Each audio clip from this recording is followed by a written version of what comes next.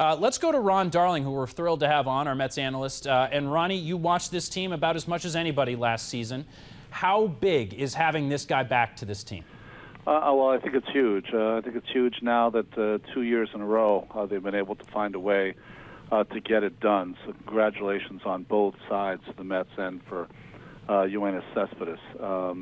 I think when you look at Cespedes, to me, and this is just my opinion, this is the equivalent of having to make a decision on Mike Piazza 10 years ago and making a decision not to sign him. I mean, that's how important I think he is as a player, how important he is to his teammates and team, and how important he is to the entertainment value of watching the New York Mets.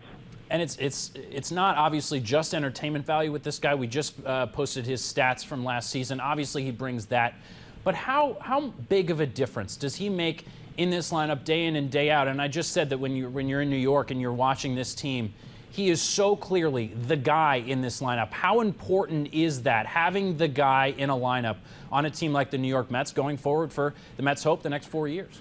You know, what's interesting about when you watch the Mets every day, as Gary, Keith, and I do, one of the things that you find is that you just can't take your eyes off him, like you said.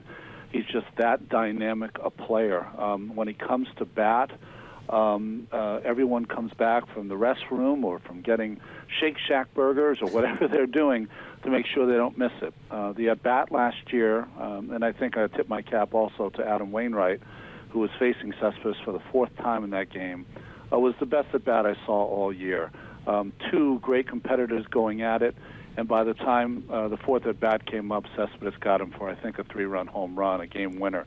So it's just, those are the kind of things that, you know, there's a lot of really good players. There's a lot of very talented players. There's very few special players. And special players are the people that when you expect them to do something that is out of the ordinary, that you say to yourself, boy, just get Cespedes up, something good will happen. He usually comes through, and that's why it's a great day if you're a Mets fan. And not to get too technical into baseball terms, Ron, but a lot of people talked about this offseason, especially so far, the fact that Cespedes has kind of changed as a hitter. He's become more patient, people believe. He's gone the opposite field more often, people believe. Did you see that? Did you see a transformation from a guy who clearly has all the talent in the world, all the natural talent in the world, to a guy who clearly was working with Kevin Long to become a more diverse approach hitter? Well, you know, you saw it in the strikeouts. You know, he struck out I think 40 or 45 times less this season. That's a big change. I saw it early in the year when you watched him hit. It was almost like teams were pitching him away, playing him to pull, and he just decided that I'm going to get my base hits to the right side with 2 strikes, which he certainly did. It's just how talented he is that he can use that, employ that. I think there's a lot of hitters who can sit down with hitting coaches and work on things like that, but they can't take it into the game. They just don't have, you know, the hand-eye coordination, the talent, etc. But I just think it's a fantastic day. There's no hitter in the entire Major League Baseball that's more important in the middle of the lineup to his team than Yoenis Cespedes. So it's great that he's back.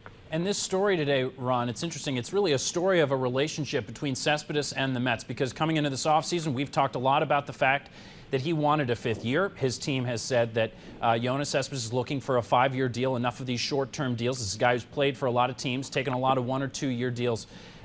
This is a guy who got 4 years, and granted, it's a huge average annual income for Yoenis Cespedes, but this relationship has come a long way, really, since the trade that initially got Cespedes to Queens to now. It was clearly a mutual attraction here this offseason. Well, I find it just almost ironic that a young kid that grew up in poverty in Cuba is the one that makes probably the best capitalistic sense of a player that we have nowadays. We have a lot of players that chase the biggest contract, and I don't take that away from anyone. I think that's what the agents and probably Major League Baseball Players Association would love to see happen. But they're making so much money now that the power is in their court. They can decide where and when they want to play.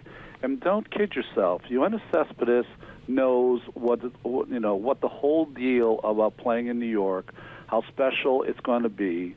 You know, he saw the Cubs just recently win after 108 years, and I'm sure he wants to be the guy to be holding the trophy when the Mets win again, their next World Series. So he knows the ramifications of playing in this town, and he embraced it. And that's you don't see that from many players.